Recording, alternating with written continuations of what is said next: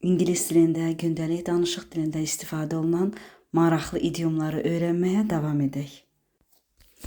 İfadə Ezopun təmsillərindən gəlir.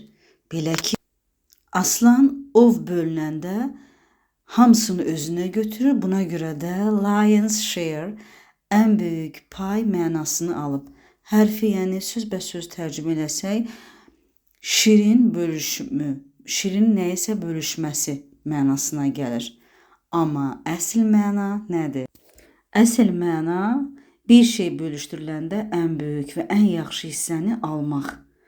Yəni hamı biraz alır, amma bir nəfər hamıdan çox alır.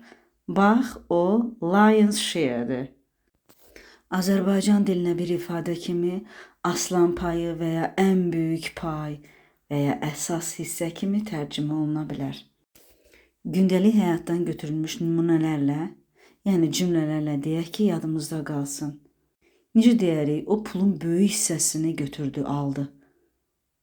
Yəni, he got the lion's share of the money. Və ya demək istəyirik ki, o pizzanın yarısından çoxunu yedi. Necə deyərik?